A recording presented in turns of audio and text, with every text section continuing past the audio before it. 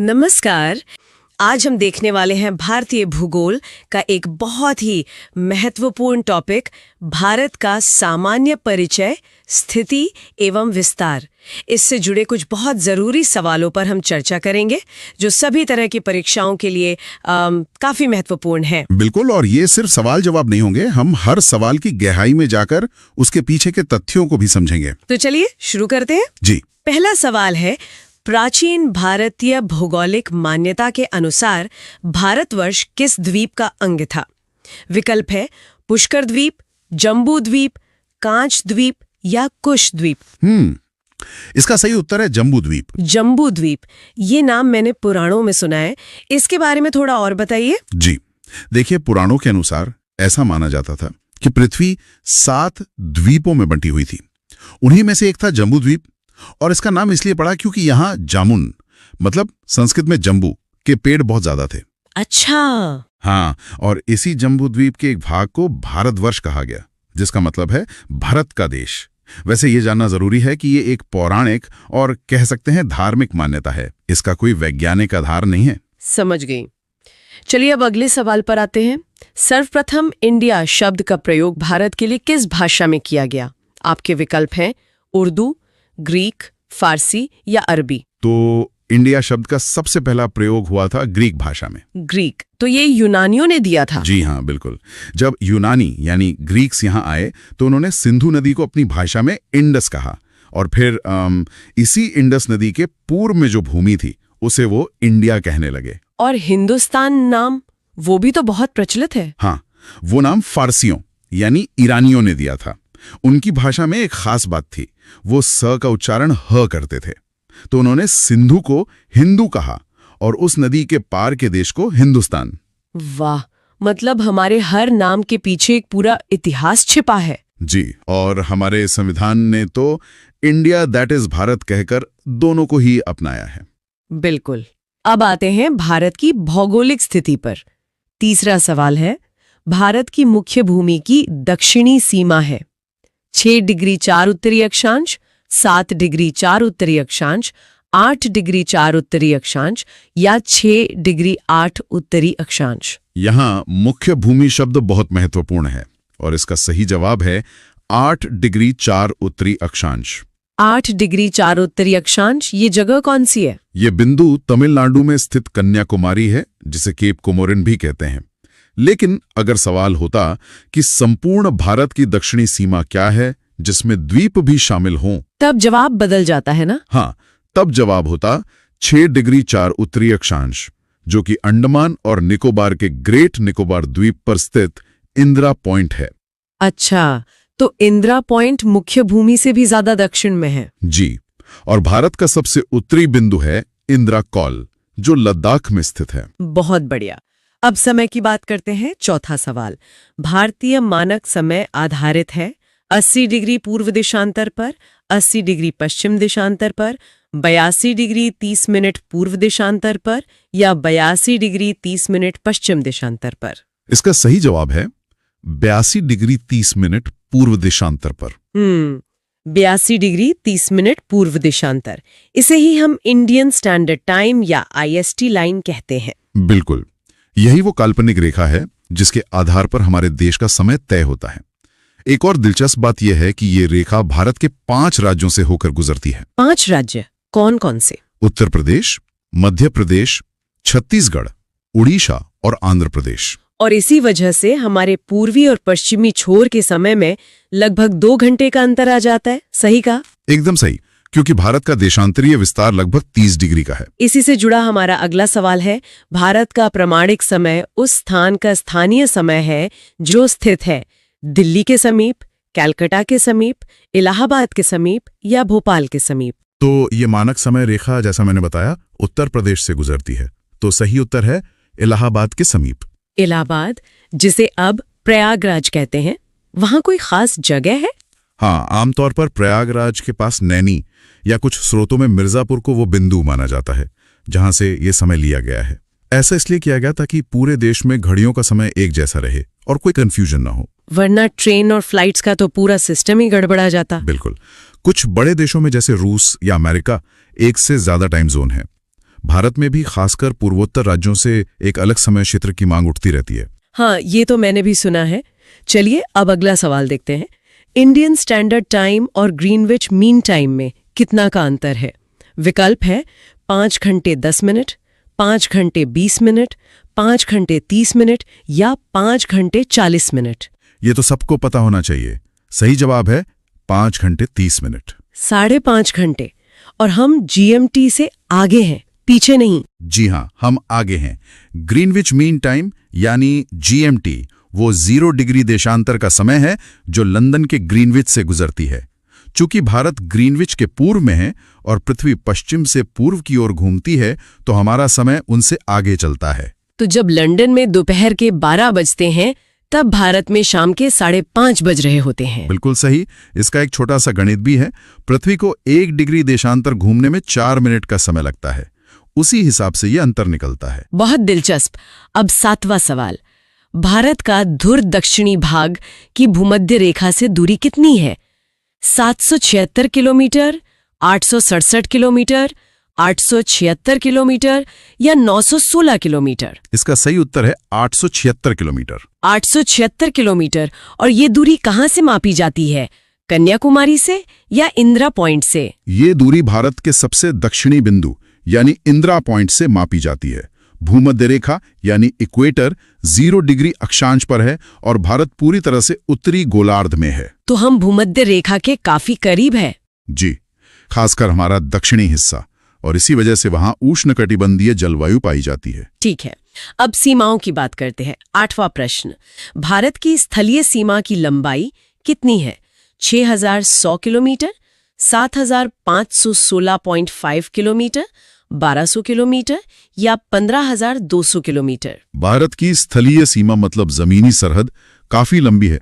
सही आंकड़ा है 15,200 किलोमीटर। 15,200 किलोमीटर। ये कितने देशों से लगती है? हमारी स्थलीय सीमा 7 देशों से लगती है। बांग्लादेश, चीन, पाकिस्तान, नेपाल, म्यांमार, भूटान और अफगानिस्तान। सबसे लंबी सीमा किसके साथ है? सबसे लंबी स्थलीय सीमा हमारी बांग्लादेश के साथ है, जो लगभग 4096 किलोमीटर है, और सबसे छोटी सीमा है अफगानिस्तान के साथ सिर्फ 106 किलोमीटर। ये जानकारी बहुत महत्वपूर्ण है। अब अगला 9वां सवाल। द्वीपों सहित भारत के तट रेखा की लंबाई कितनी है?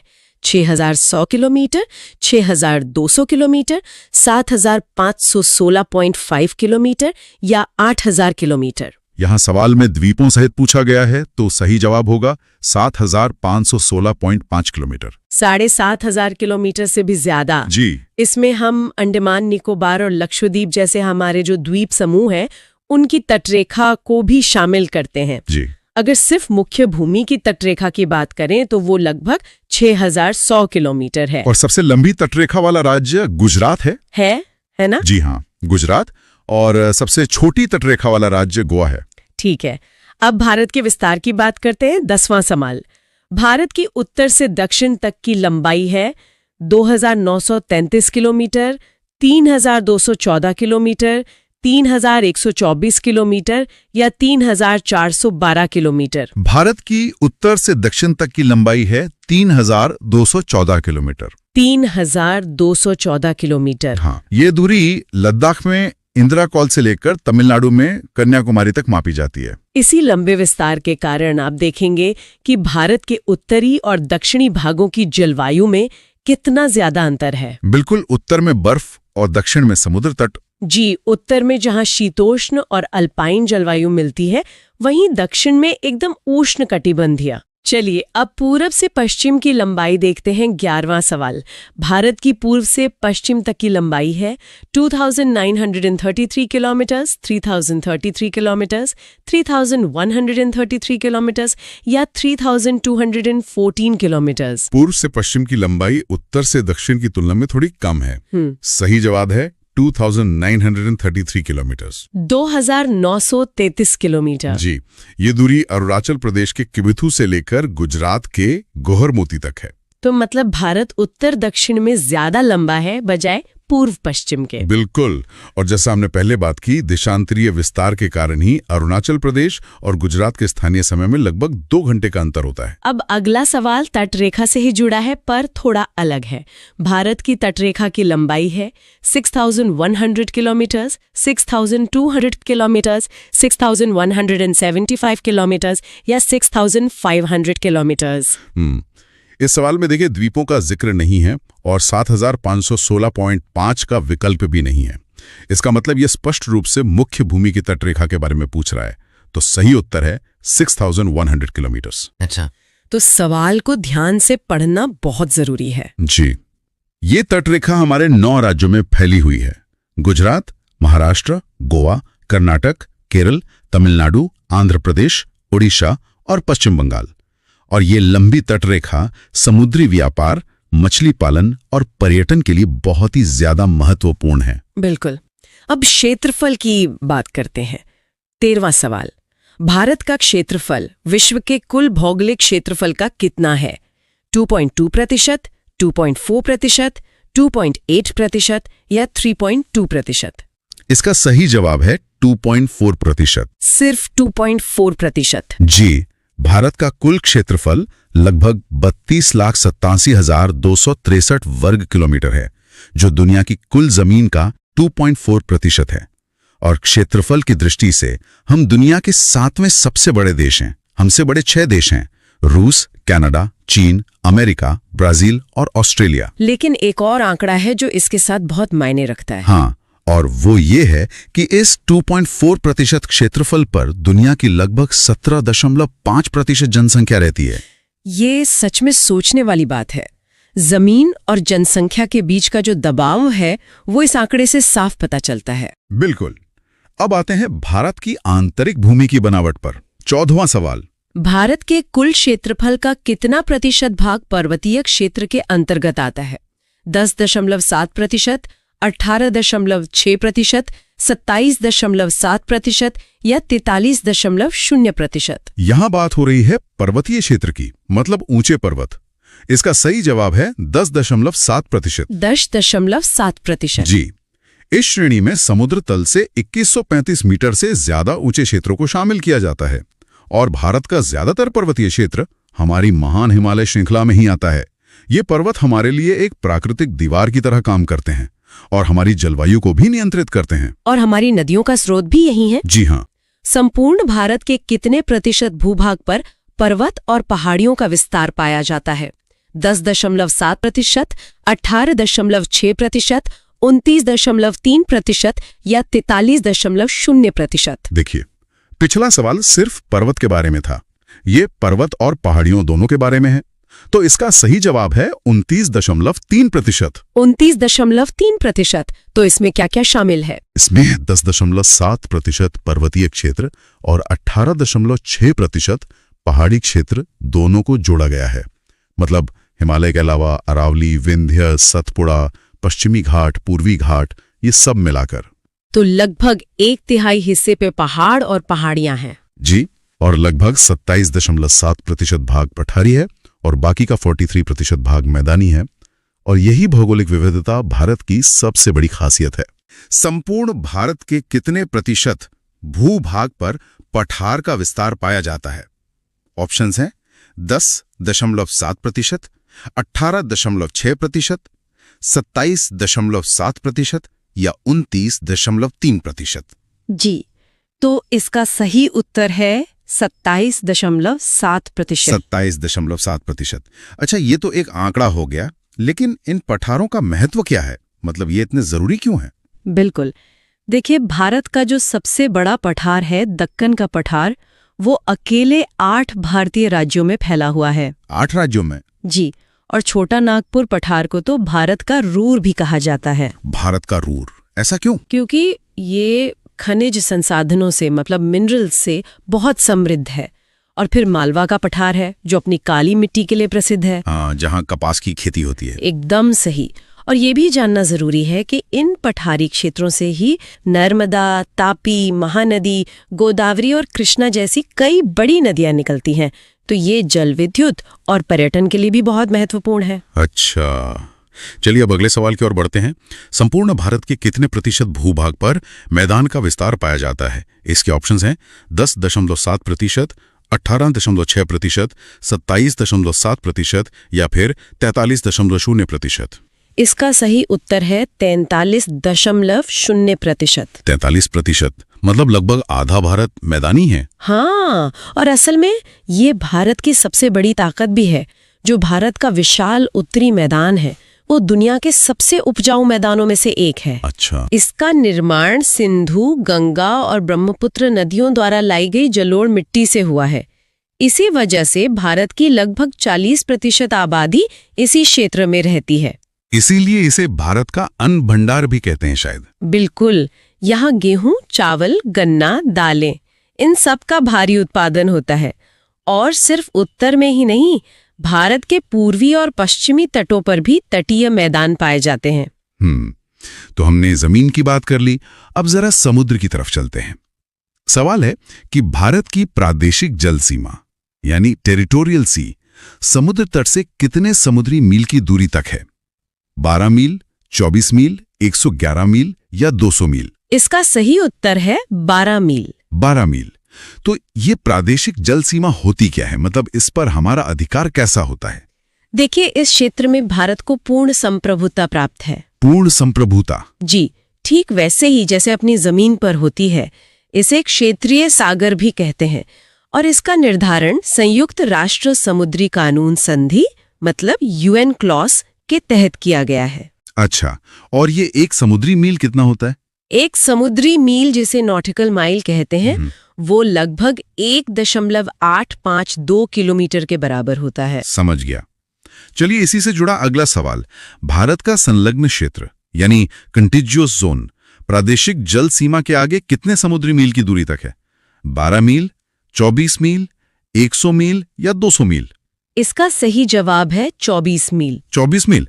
तो ये प्रादेशिक सीमा से कैसे अलग है? इसमें हमें क्या अधिकार मिलते हैं? ये क्षेत्र असल में आधार रेखा से 24 समुद्री मील तक होता है। इसमें भारत को सीमा शुल्क, राजकोषीय, आप्रवासन और स्वच्छता से जुड़े कानूनों को लागू करने का अधिकार मिलता है। मतलब एक तरह का बफर जोन हो गया ये। हाँ बिल्कुल, आप इसे एक बफर जोन की तरह समझ सकते हैं। ये प्रादेशिक जल सीमा के बाद के 12 समुद्री मील का क्षेत्र है। अगर यहाँ कोई जहाज नियमों का उल्लंघन करता है तो भारत उस पर कानूनी कार्रवाई कर सकता है। दिलचस्प है। अब आते हैं सबसे बड़े समुद्री क्षेत्र पर। भारत का एकांतिक आर्थिक क्षेत्र यानी एक्सक्लूसिव इकोनॉमिक जोन संलग्न क्षेत्र के आगे कितने समुद्री मील की दूरी तक है? 100 मील, 200 मील, 300 मील या 400 मील? ये है 200 मील तक। 200 मील। ये तो बहुत बड़ा इलाका हो गया। यहाँ भारत को क्या-क्या अधिकार हैं? जी, ये क्षेत्र आधार रेखा से 200 समुद्री मील तक फैला है और ये भारत की समुद्री अर्थव्यवस्था के लिए अत्यंत महत्वपूर्ण है। कैसे?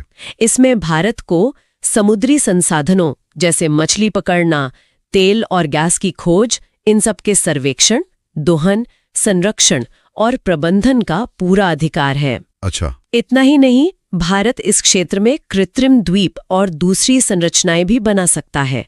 हाँ, लेकिन दूसरे देशों को यहाँ से आने जाने और ऊपर से उड़ान भरने की स्वतंत्रता होती है। ठीक है। अब जब तट की बात हो ही रही है तो अगला सवाल भी इसी से जुड़ा है। भारत के कितने राज्य समुद्र के किनारे पर हैं? 7, 8, 9 या 10? इसका सही जवाब है 9। 9 राज्य। कौन कौन से हैं ये राज्य? देखिए, पश्चिमी तट पर है गुजरात, महाराष्ट्र, गोवा, कर्नाटक और केरल। 5 हो गए। और पूर्वी तट पर हैं तमिलनाडु, आंध्र प्रदेश, ओडिशा और पश्चिम बंगाल, मतलब 4 राज्य। तो कुल मिलाकर 9 राज्य और 4 केंद्र शासित प्रदेश। जी बिल्कुल। और अगर द्वीपों को भी मिला लें तो भारत की कुल तटरेखा की लंबाई लगभग 7516.6 किलोमीटर है। बहुत लंबी तटरेखा है। अच्छा, अब अगला प्रश्न। भारत में सबसे लंबी तटरेखा वाला राज्य कौन सा है? महाराष्ट्र, केरल, गुजरात या पश्चिम बंगाल? ये तो काफी लोग जानते हैं। इसका सही उत्तर है गुजरात। गुजरात? ऐसा क्यों है? मतलब नक्शे पर तो ये उतना लंबा नहीं लगता। हाँ, ये सवाल अक्सर पूछा जाता है।